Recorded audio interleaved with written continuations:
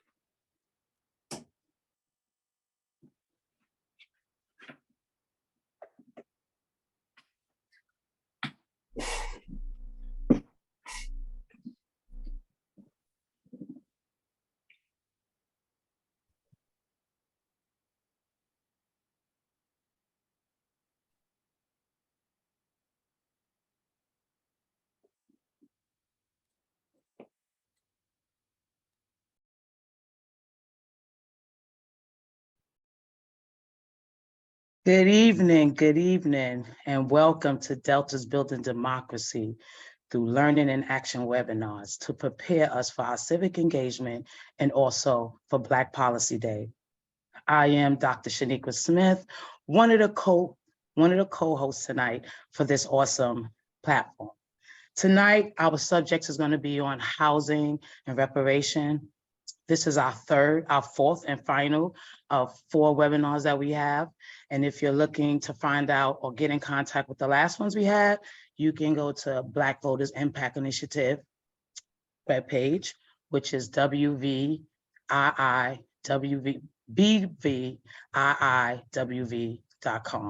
And so you can get the pass. And I thank you very much. I am a co-collaborator of Black Voters Impact Initiative. And Black Voters Impact Initiative goal is to embrace, educate, and support people in their voting, but most importantly, build civic engagement so individuals can have action and power behind their voting. We thank you all for being here and all our guests for being here. And also, I am honored to be a member of one of the dynamic sororities of Delta Sigma Theta Sorority Incorporated, and also honored to co-host with my soror, Dr. Deidre Guyton. So we thank you. I'm going to give all the presenters a time to introduce themselves before we go on. And now I will pass it to Dr. Guyton. Thank you, Dr. Smith. Good evening, everyone. I am Dr. Deidre Guyton. I am from the Bluefield Alumni Chapter here in Southern West Virginia. I am the chapter audit chair, and I am the West Virginia Social Action Liaison for the state. I am the Director of Alumni Affairs at Bluefield State College and the Executive Director of the Bluefield State University Foundation. And with that being said, I want to thank you, Dr. Smith, for inviting me to participate. And with that said, I want to pass it on to Mr. Derek. Well, unfortunately, Derek and our great co-host Kenyatta couldn't be here tonight because they had a conflict with their children's basketball game. So we give them a shout out for thinking. And sometimes we try to be in more places at once, so we thank them. But we could pass it on to Whitney. Hi, thank you. I'm Whitney Humphrey. I'm the Communications Administrator with the West Virginia Housing Development Fund. And I'm just here this evening to give you guys more information about housing in West Virginia, including our Homeowner Rescue Program. I'm excited to be here and looking forward to a great conversation. So I'll go ahead and pass it to Andrew. Hi, my name's Andrew Early. I'm an attorney with Legal Aid of West Virginia. Legal Aid of West Virginia is a nonprofit organization in the state of West Virginia. We provide legal and other advocacy services across the state. I look forward to talking with you all a little bit more about the housing aspect of that in a little bit, and I will pass it to Joseph. Thank you. It's such an honor and a pleasure to be amongst such distinguished guests tonight. But my name is Joseph Saunders. I'm with the West Virginia Human Rights Commission. We actually fall up under 2 different arenas. We fall up under the EEOC and HUD, and we investigate employment discrimination. And then the arena that I work in, we work in housing discrimination. So I hope to speak to you just a little bit tonight on some of the things you should do in case you would experience housing discrimination. Thank you, Joseph, and we'll take it to Shakira. Hello, my name is Shakira Irvin. I am with the Thurgood Marshall Civil Rights Center, and I will be talking about reparations and the legal framework for reparations. And I'm excited to share this information with you tonight. Thank you. And thank you, and we'd like to pass it to Jeff. Jeff Allen. I'm a United Methodist pastor and the executive director of the West Virginia Council of Churches. The council is one of the oldest councils in the nation.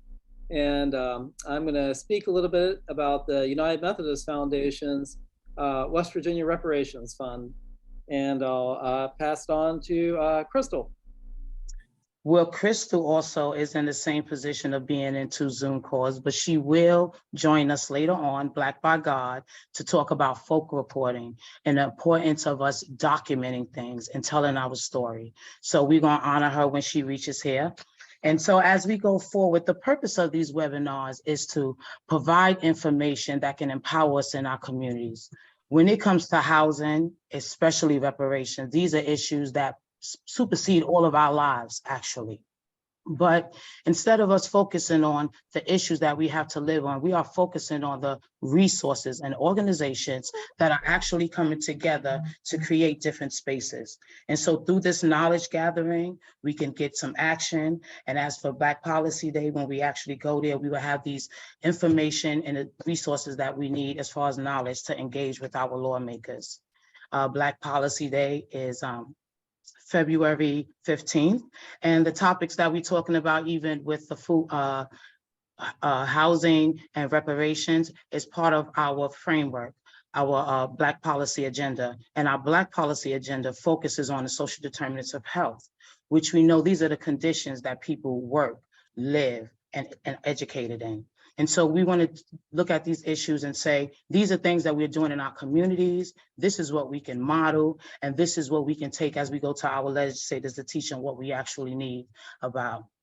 We want to thank individuals for support. I want to thank For West Virginia Future, Jana, for being here and giving us support throughout the webinars, and also the platform of Great Canal Valley for supporting us, and all the individuals that are giving their time and their wisdom to share with us. And so as we go forward, and we know housing is an issue that a lot of us deal with, but I'm glad to share with you all tonight all the resources that's available. And I would like to pass it on to Dr. Guyton. Thank you. One thing that I've seen lately in the newspaper is that housing is on the rise. That's both pricing and rent. Landlords are raising the rents to where people cannot afford their rent anymore or where to live. So, Mr. Joseph, can you tell us about what the West Virginia Human Rights Commission does and how it can help them? Sure, I'd be happy to. Thank you so much for that. The West Virginia Human Rights Commission, specifically the housing unit which I work in, is we're governed under what you call the Fair Housing Act. And what the Fair Housing Act is, it tells you your basic rights right now if you feel you're being discriminated against. And when we would get a phone call, I just want to kind of run you through some of the, a typical day that we would have. If we would get a phone call and somebody would be complaining of housing discrimination, I have to be able to fit you into 9 different blocks to make sure I have a thing called jurisdiction. And jurisdiction, I have to have the reason that you're calling me is because you've been discriminated against because of race, color, disability, religion, ancestry, sex, national origin, blindness, and family status. A lot of people don't really understand what family status is, but family status is you actually have landlords or people who have housing who don't want to rent to people because they have children. So that actually falls up under our jurisdiction. And then once we do get the call, we actually operate out of the West Virginia Code, Chapter 42 of the United States Code, and Chapter 27. So some of the things that we investigate, and I'm kind of going to go over the list here because I don't want to leave anything out, but the things that we specifically investigate, for one, is refusal to sell or rent a dwelling. Two is to otherwise make the dwelling available. A dwelling was available, and then all of a sudden it just disappears and you can't get into that one. And then we look for discriminatory terms, conditions, and privileges of the facility. Then a lot of times we look for discriminatory advertisement. You know, if you do that, have the fair housing poster, you have to advertise in a certain manner. It has to have specific things on it. So we look for discriminatory advertisements. We look to see whether you're misrepresenting the element. And then, you know, we go further. We go into things such as block busting, which is you have people who might have a nice house, but for whatever reason, you're getting ready to take nicer houses and put them there, but you want to exclude a certain group. So that's the thing we call block busting. And then there's the terms that comes up: refusal to sell or rent, or otherwise make housing unavailable. So an example of that would be that a house was available, but when they came in and seen who was coming, and that could have been a person of maybe African American or another national origin, or they had a disability, they didn't want you there. So all of a sudden, the house is no longer available. So what we would do in that situation is we would use testers. Once we find out the house is not available, but 2 weeks later, the house was back on the market, you sold it to somebody else, well, that's illegal up under the Fair Housing Act. And then people with disabilities, you're allowed to ask for certain accommodations. You can ask for reasonable accommodations, and people who have apartment buildings that, and you have to make certain accommodations to make sure everybody else has the same rights and privileges subject to what your disability is. So you're allowed to ask for a reasonable accommodation. Another one that we investigate is service animals. And if you have a note or a note or a document from your doctor saying that you need some type of support animal and you need to have, maybe a service dog. Well, it's illegal for you not to let that dog or that animal to come into the premises. And it goes a little bit further. It doesn't make any difference what that animal is. A lot of people discriminate against certain type of animals. They just discriminate against certain type of breeds, but that's illegal up under the Fair Housing Act. Then I've already mentioned reasonable accommodations, reasonable modifications, different terms and conditions on making loans, different terms and conditions on lending to a dwelling.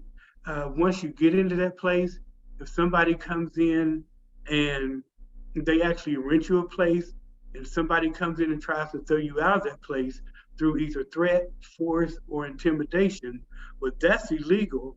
And at that point, we actually refer it over to the U.S. Department of Justice for what you call a criminal prosecution. So I said a lot right there at one time. I guess I'll come up and take a breath. So I'll kind of pass it back to you a little bit, but there is more. Thank you, Mr. Joseph. If you've ever had the opportunity to utilize the Human Rights Commission, please do so. They are a wealth of information and they do want to assist you. So now Andrew is going to tell us about the Legal Aid of West Virginia. Andrew? Hi, I'm going to share my screen quickly here.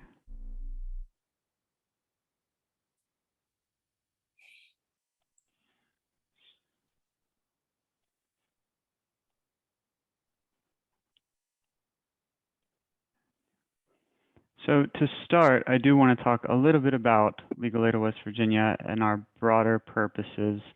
We're a statewide nonprofit organization serving all 55 counties in the state of West Virginia. In some way or another, we've been around since 1952, in our current form, I think we've been around for a little over 20 years, and primarily we serve low-income individuals across the state. Our mission is to advocate for low-income and vulnerable West Virginians. We seek equal access to justice for all, and we try to create systematic change in order to improve client safety, health, housing, income, and access to resources. Primarily today, I will be talking about housing, but because so many of these issues intersect with each other and play on each other, I want to make sure to just let everyone know that, you know, we do more than housing too. Just for reference for everybody, we have 12 offices across the state. It's in Charleston, Morgantown, Wheeling, Martinsburg, Clarksburg, Parkersburg, Elkins, Huntington, Beckley, Logan, Princeton, and Lewisburg. And between those 12 offices, like I said, we do serve all 55 counties.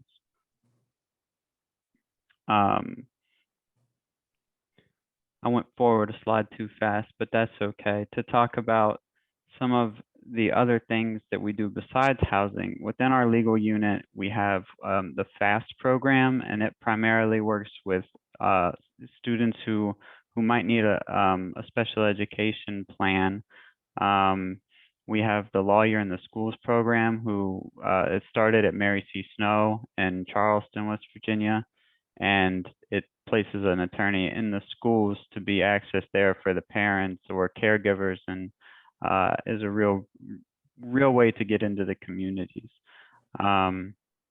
We do financial exploitation, which typically is when a person who is in their elder years is being financially exploited by someone close to them. We help in kinship care, which is kind of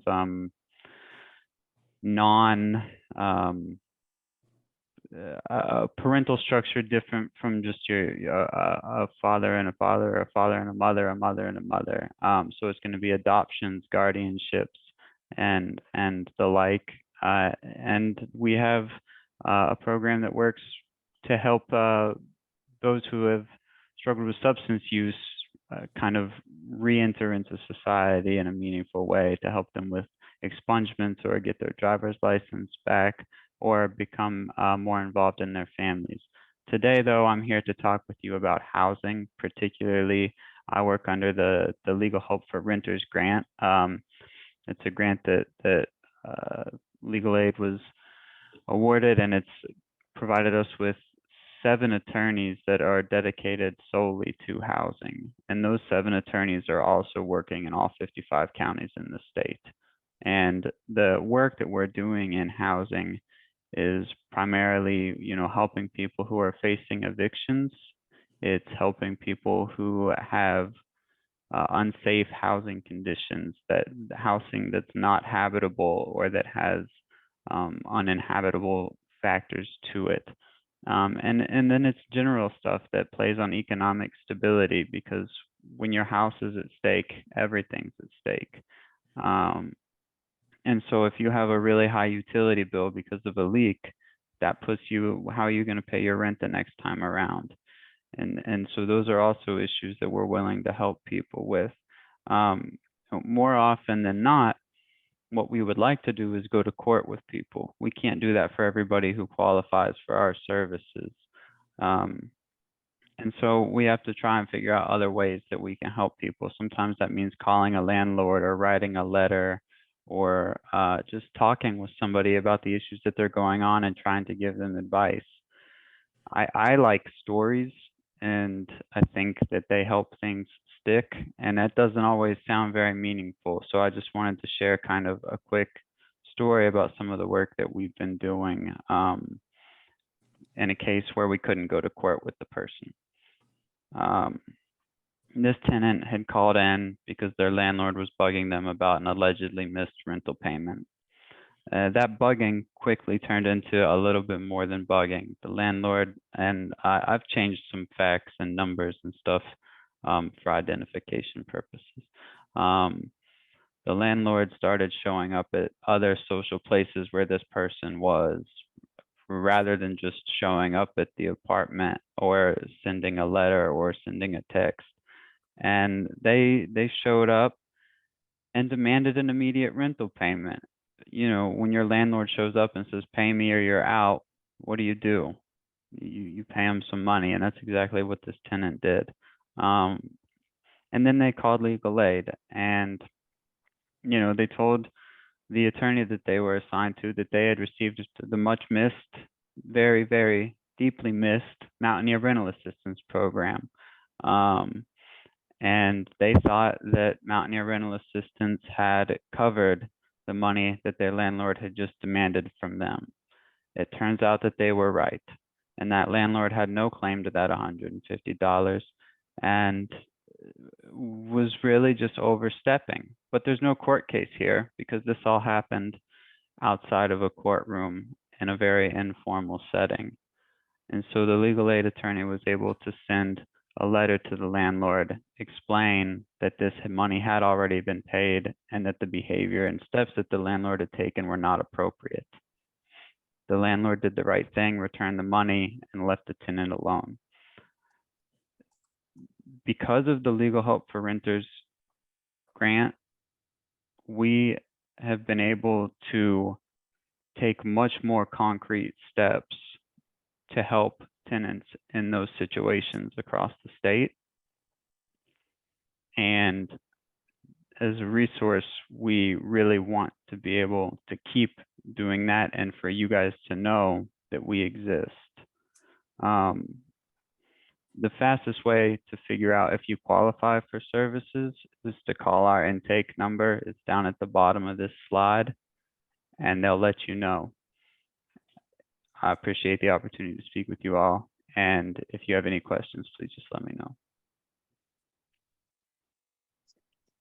Thank you, Andrew. We appreciate you providing that information and also the support that is available for advocacy for individuals that may be able to get some assistance when navigating with their landlord. So we thank you for that information. And we also thank you for that fact that you talk about stories stick. So it's important for people to be able to have a space, a supportive space to voice their voice so that the things that they need can actually get addressed. And so we thank you again. And now we would like to open up for Whitney from West Virginia Housing Fund to speak. Hi, thanks again for having me. I think Jonna has my slide deck, if she can bring that up, please.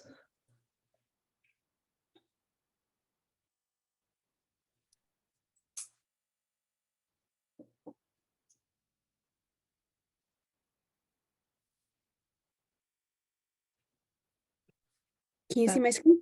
I can. That's the last slide. Can you go back to the beginning? Yeah, there you go.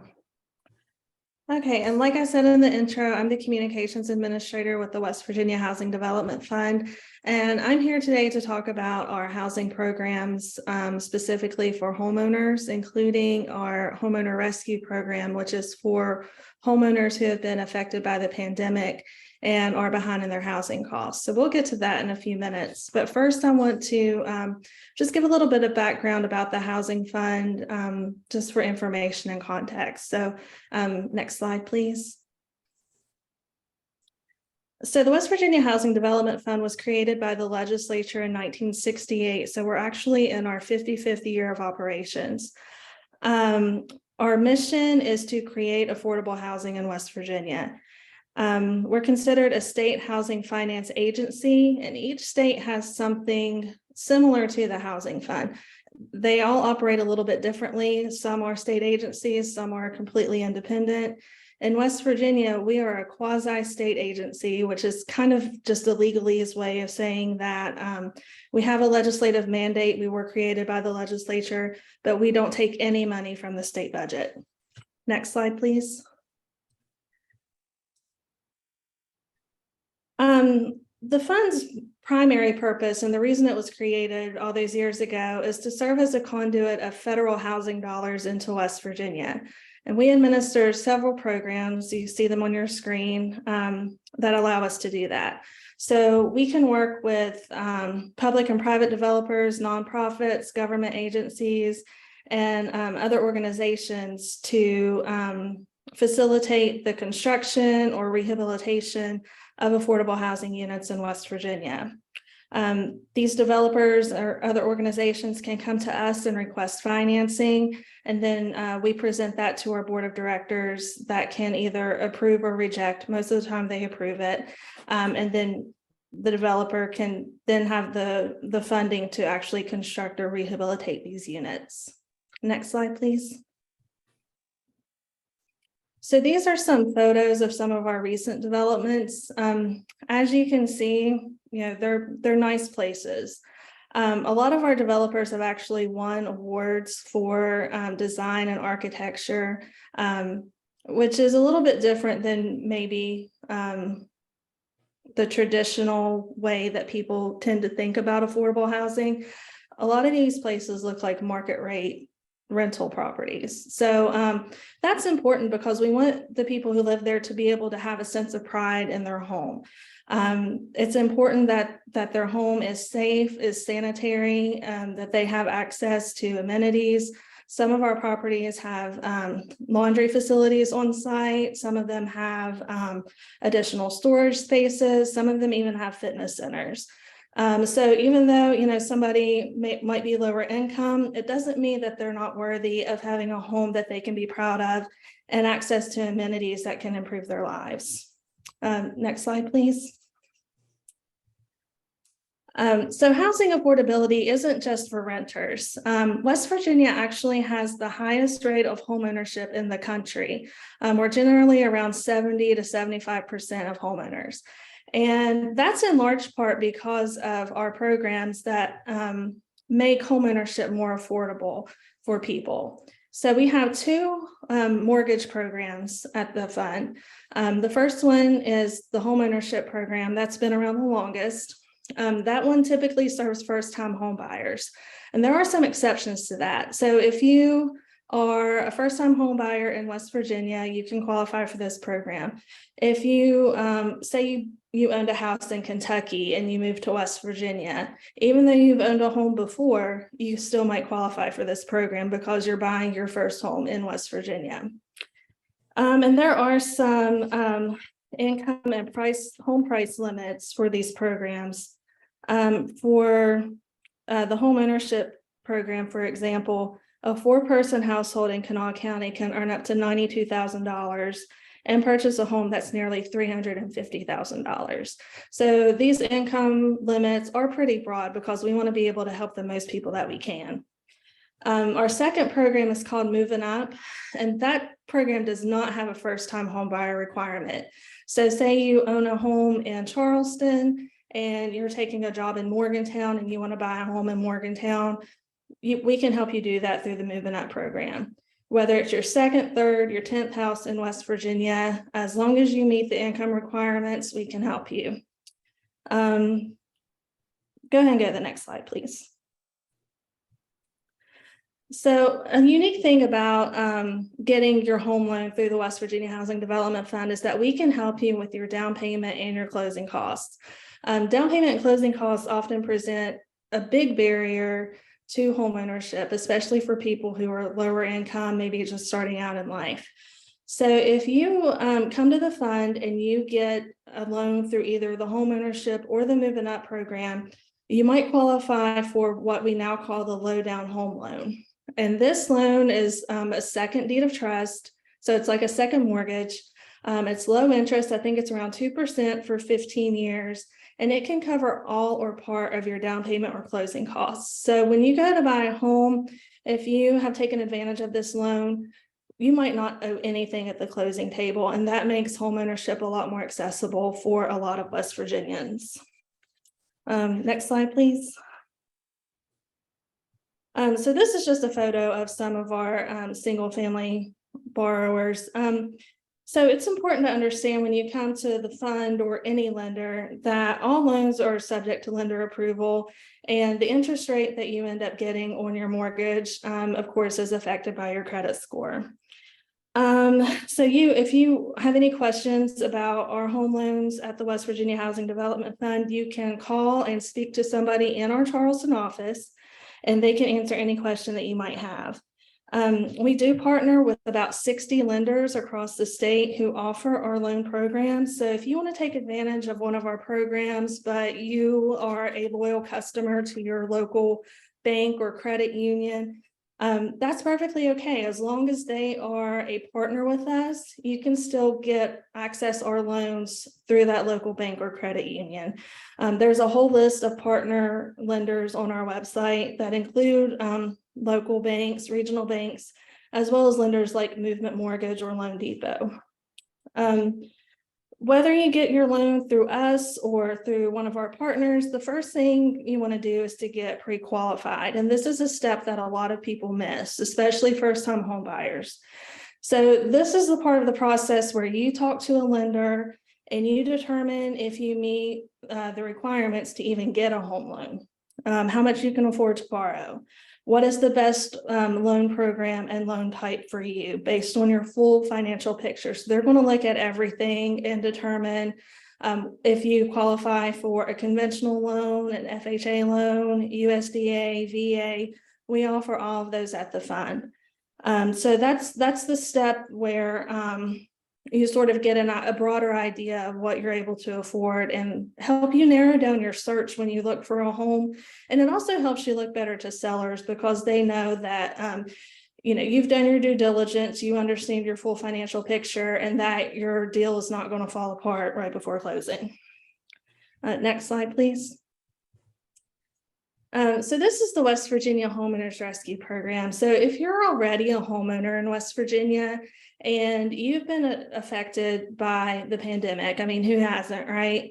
If you've fallen behind in your housing costs, whether that's your mortgage, your utilities, your taxes, your insurance, your HOA fees, anything that can affect your housing stability, you can apply for tax-free federal assistance through the Homeowners Rescue Program.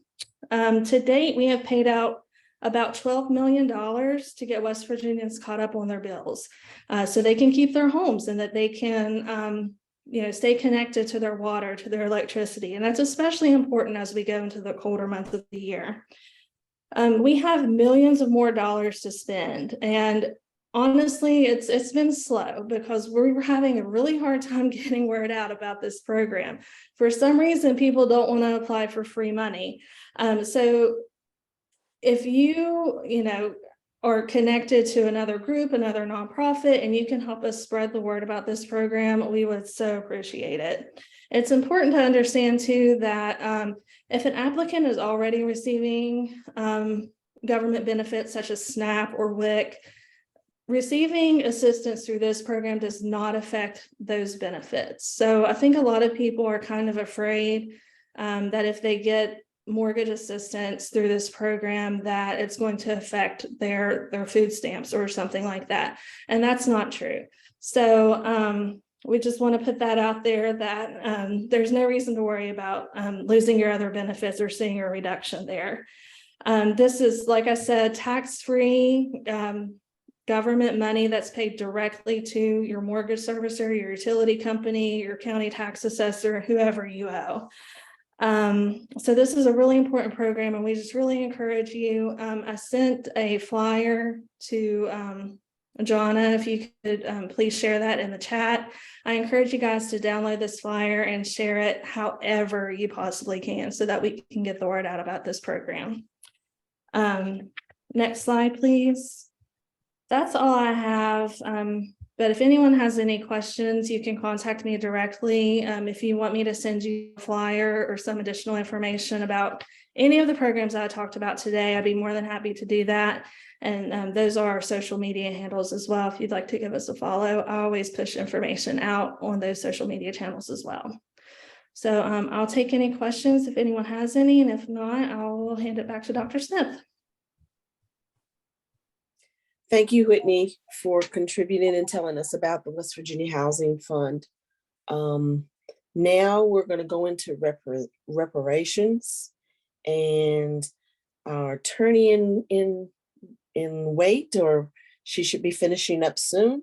Can you tell us what Thurgood Marshall, your organization, does? Shakira. Yes, Thurgood Marshall Civil Rights Center is a center within Howard University School of Law. One of its missions is that it works specifically on assisting in making the case for reparations in partnership with several communities making advancing cases for reparations.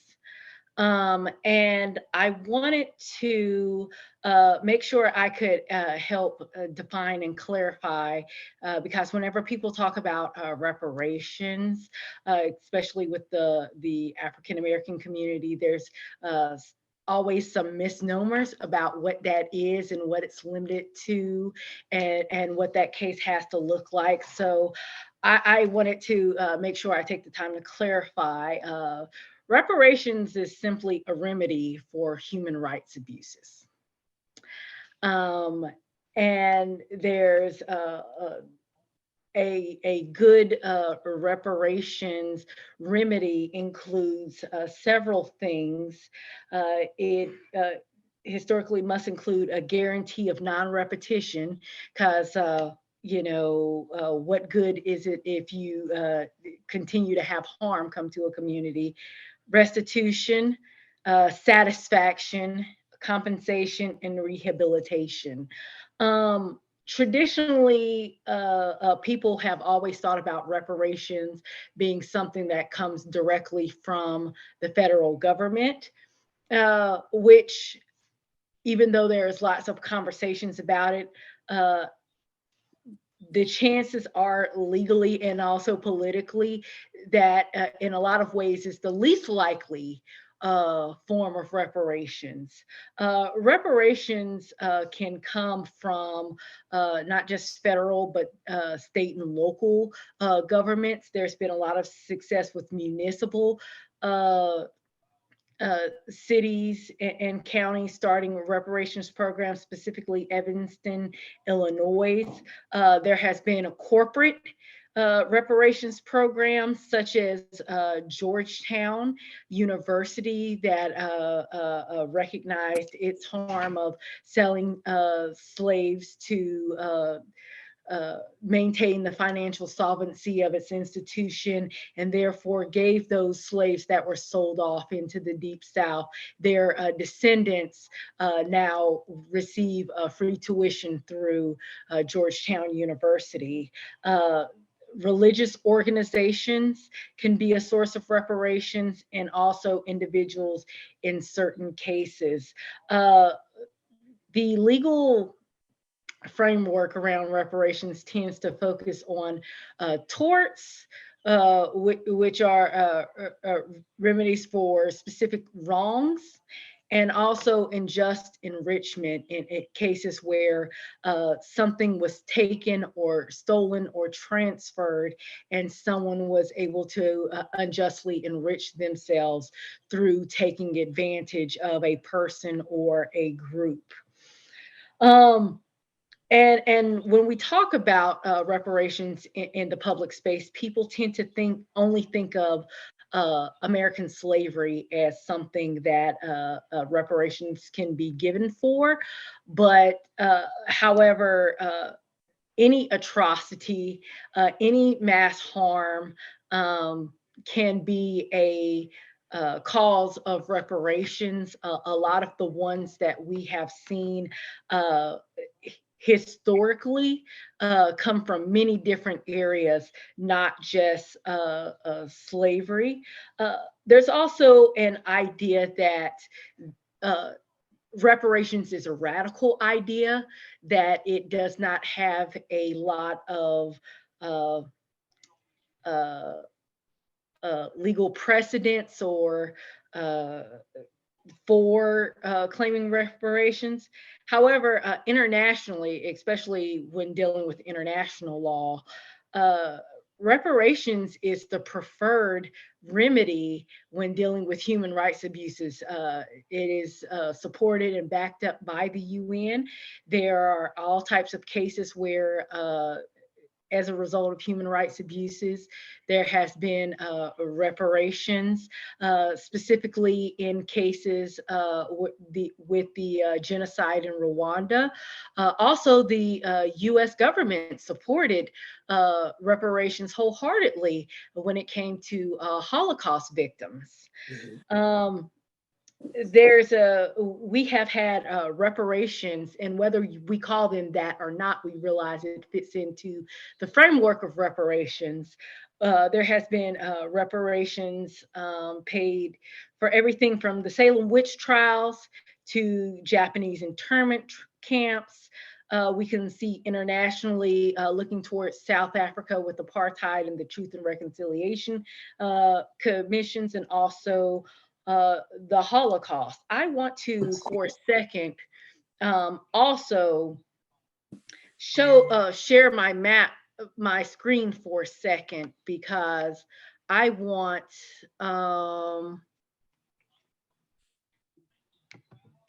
you all to also, it's not going to, I cannot share my screen right now. Zoom is not letting me be great.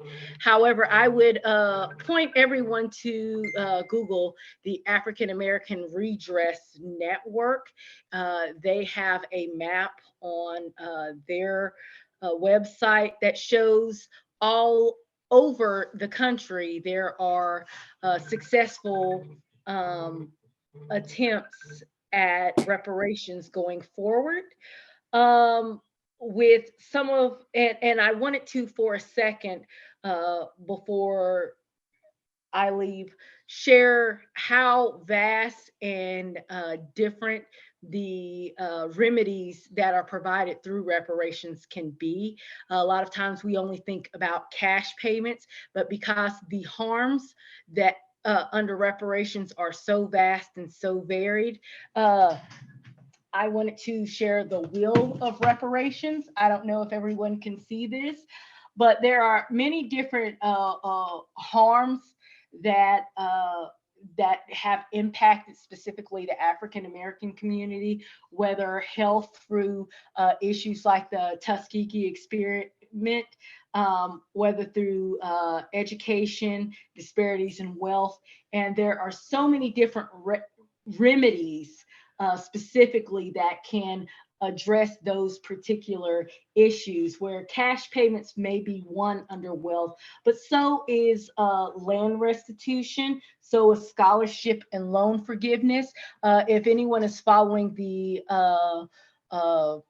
Supreme Court case soon to be heard about student loans, there was an amicus brief from the NAACP that specifically linked the disparities in education and student loan debt to the need for student loan forgiveness, which is an interesting read. But there are so many different remedies, so that we understand that cash payments is only one of what is a whole host of what can be offered in reparations. One of the best chances of success you have with legally for reparations is that of land transfers, particularly when land has been unjustly taken away from people through policies leaning discriminatory towards race. And one example we have of that is Bruce's Beach in California, where a beachfront property was taken away and in the 1920s, and then given back, transferred back 100 years later to the descendants.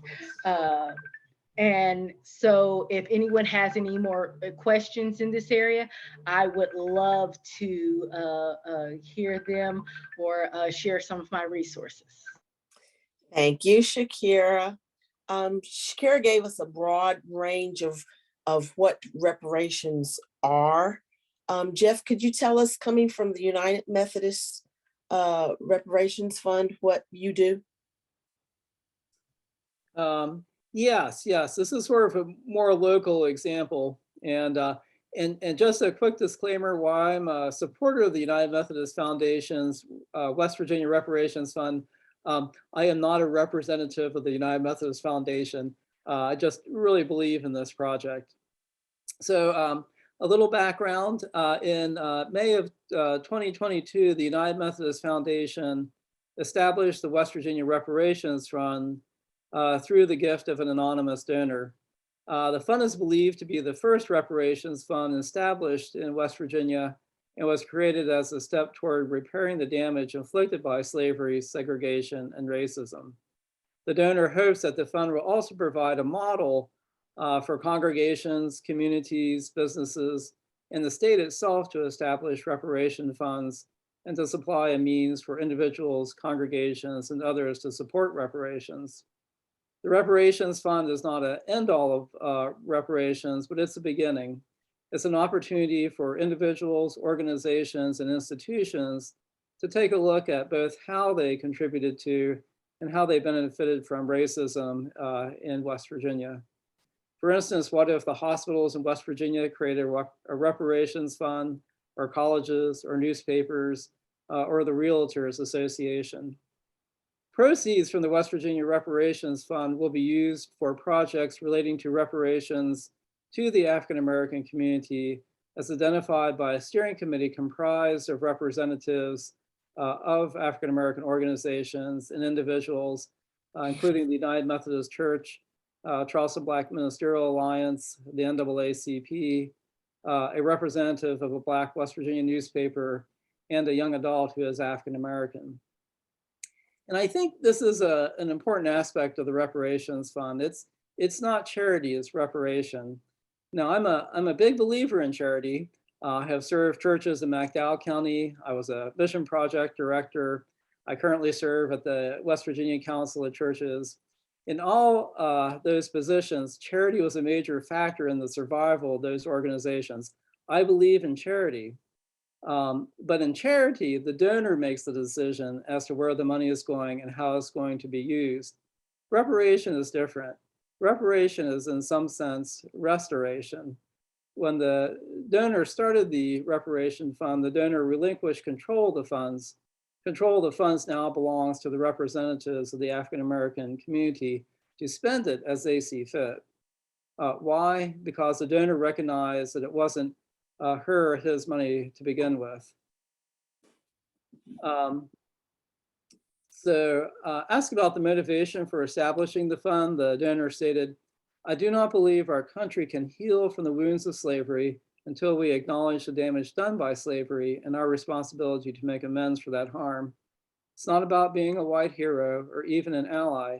It's about recognizing that our country, through wage theft, segregation, and denial of opportunities, systematically took wealth from our sisters and brothers who are African American, and that there is a moral responsibility to return that wealth to its rightful owners. Reparations is about returning wealth to its rightful owners with interest. It's about making people whole for the damage that we as a nation have done, without which reconciliation is problematic. It's about understanding our history, loving our sisters and brothers, and taking a step towards the beloved community. As the donor noted, quoting the Reverend Dr. Howard Thurman, there can never be a substitute for taking personal responsibility for social change.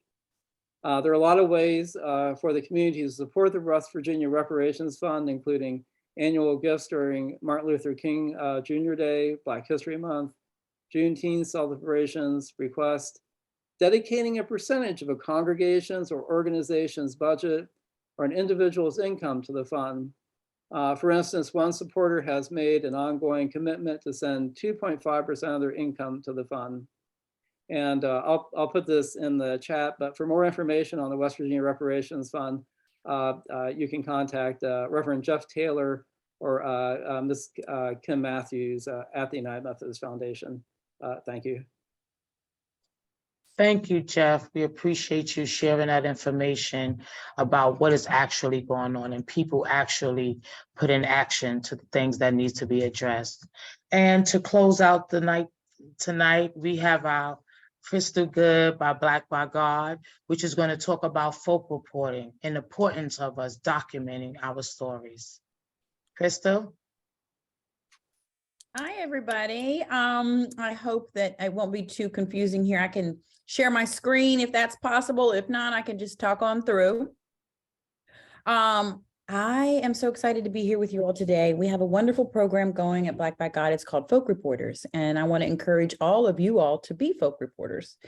So Folk Reporters is a blend of my background as a folklorist and as a journalist, right? Blending those two. And it's just citizen journalism. And so let me encourage you all that you are all prepared to be folk reporters. And folk reporters, this legislative session, we are asking you to watch a committee meeting and then report out. And people sometimes get a little bit nervous about what does it mean to report out? Well, you can do a tweet thread. And if you're not familiar with that, we have a training coming up. And if you just follow Black by God socials, we'll get you in there. You can also make a meme, right, about a report. You can write a short story. You can make a video. Basically, you have complete and total freedom when you watch a committee meeting to report out on what you heard. We also have a template that you can use. And I say that because a lot of times people are like, oh, I'm not a reporter, or I don't know to do this. There is only one wrong thing to do, and that is to not participate in civic engagement. And this legislative session, we have lost reporters, and we have reporters that are overworked. They can't cover everything, right? So even today, there's a report out, just for example, about school suspension rates that came out in the Gazette from a committee meeting, right? So a reporter was at the committee meeting, they wrote the report, but I guarantee you if we had had some folk reporters in there, we would have a different story, right? Because I know that the people believing and listening to this webinar do not believe that we need to keep punishing our kids by kicking them out of school. That's what we're already doing. So folks, that's what happened yesterday in a committee meeting. More carceral punishment for students. No sort of interest in the amazing work that we learned from Dr. Shaniqua Smith about restorative practices, right? Like, can we understand the root cause? Why is a child acting up in class, right? Is there any other remedy? Can we as a community help? No. The remedy is send them to the office, expel them, and then we know what that leads to. That's the school to prison pipeline. And I share that as an example that had we had some folk reporters listening to that committee meeting, maybe we could get different messaging out there. Maybe we could start to bring other solutions, right? And maybe we could just learn from each other. So the hard part, I think, for most people that are listening is that folk reporters primarily exist on Twitter. And if you're not a Twitter user, I fully understand, but this is a new program. It's a pilot program, and Twitter tends to lend itself for a great medium to report out. So you can watch a committee meeting live tweet. You can also just search the hashtag folk reporter. And also we have a Twitter site, Folk Reporters. We're also on Instagram. So I would love to take some questions if anybody has anything, but this is it, folks. This is as simple as it can be. Watch a committee meeting, right? Tell somebody about what you learned in that committee meeting. And when you do it on your Facebook, on your Instagram, on your Twitter pages, I don't know, some of you might have TikToks, hashtag folk reporters. And then I'll find your tweet or your post and be able to share it on Black by God. And I just want everybody to know that watching committee meetings is really important. This is where the sausage is made. And I guarantee you that you will learn something. And you will also learn by watching committee meetings who your lawmakers are, how they think, right? What they say. So you can learn a little bit about their personalities. And that makes it so much easier on Black Policy Day. After you've been watching committee meetings, you can be like, oh, there's Senator so-and-so, and there's Delegate so-and-so, right? I made a great mistake the other day of asking students if they actually remember playing the memory game. I feel like some folks on this might remember the memory game where you would get a bunch of cards and you would try to match them up. And a lot of times that's how it feels at the Capitol, because you're like, who is that senator? What county are they from? Or what do they represent? But if you start watching committee meetings, these faces will get familiar. These personalities will get familiar. And also what's most important is that if you watch these committee meetings and you share across your social media, your word of mouth is more powerful than any other vehicle. I promise you, right? A lot of folks don't read the newspapers, but they will read your Facebook posts and your tweets, and they trust you. So if you have any questions, please reach out to me, Crystal at blackbygod.com, and happy, I'll put that in the chat, and happy to train anybody that's interested. We can do a one-on-one. Would just really want to see you all participate in this process and watch the committee meetings and report out as folk reporters. Thank you. Thank you, Crystal. We have time enough for some questions, and I see some questions in the chat, but we just have time for about one. So I'm gonna ask this one. Would it be a class action suit or individual action to claim reparation from the state on expulsion and suspension of students on the long-term impact of miseducation, lack of education, and undereducation of our young citizens? Would anyone like to take that? Shakira, are you still on? I absolutely am. I'm reading that because this is a multi-layered question.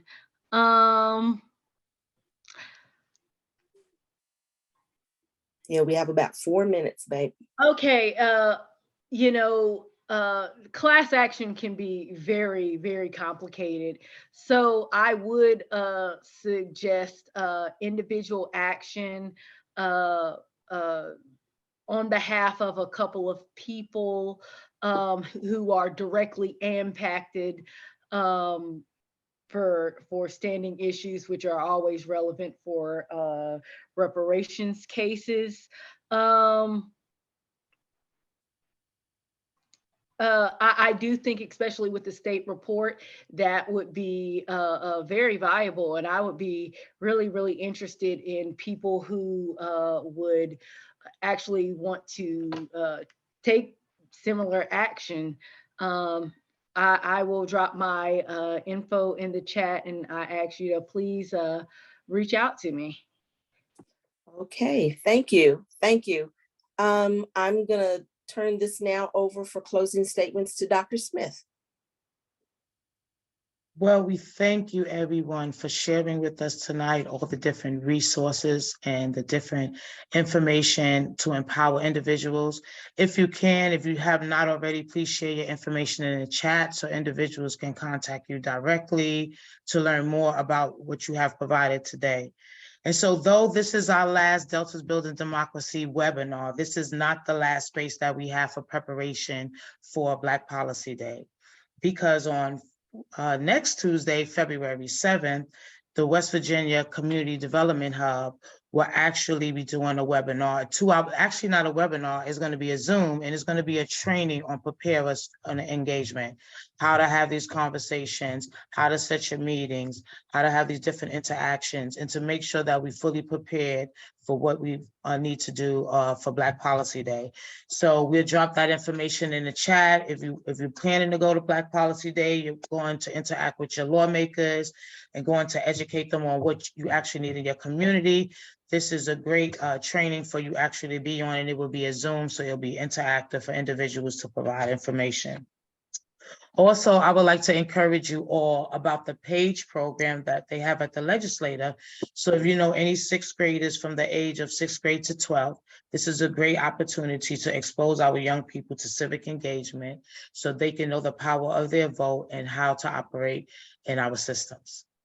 We thank you all for being and gathering us tonight as we continue to build our civic engagement, continue to build our communities, and continue to let our voice be heard. We thank you all and we look forward to seeing you on Black Policy Day, February 15, 2023. Thank you. Good night. Night. Thank you. Good night.